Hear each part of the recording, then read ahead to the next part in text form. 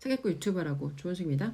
집안에 경제 문제가 왔어요. 돈 문제가 생겼다고요. 사업이 어려워졌어. 그런데 이 경제 문제가 왜 경제 문제로 끝나지 않고 관계 문제로 연결돼야 되죠?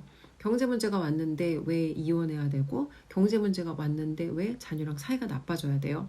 경제 문제가 왔는데 왜 그 경제 문제가 돈 문제로 끝나지 않고 내가 삶을 포기하고 삶을 내려놔야 되는 그 문제까지 연결이 되냐고요. 사람들이 경제 문제, 돈 문제를 여기서 끝내지 못하는 이유는 우리 삶에서 진짜 문제랑 가짜 문제를 헷갈리기 때문이에요.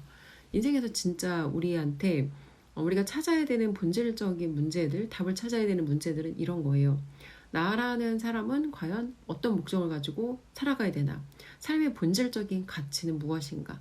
삶에서 우리가 정말 찾아야 되는 의미는 무엇인가?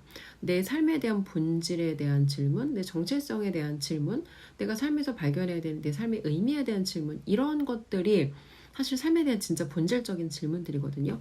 이런 질문에 답을 하지 못하면 정신적으로 굉장히 시달릴 수밖에 없어요. 많은 돈을 버는 것처럼 보이는, 겉으로 성공한 것처럼 보이는 중산층들의 삶이 실제 안으로 파고 들어가서 보면 안에 공허하고 시달리고 불안하고 우울하고, 그런 이유가 이런 본질적인 질문들에 대한 답을 찾지 못해서 시달리는 거예요. 그런데 이런 본질적인 문제까지 가기 위해서는 누구나 그 돈 문제를 해결하는, 경제 문제를 해결하는 단계를 거쳐가야 돼요.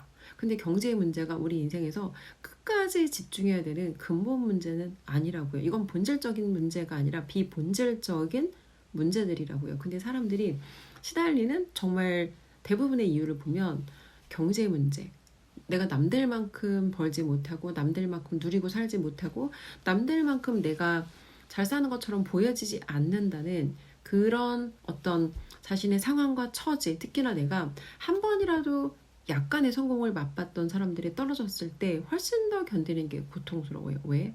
그동안 내가 중산층으로 남들 앞에서 이 정도는 누리고 살아야 된다라고 만들어 놓은, 내가 정해놓은 기준들이 있거든.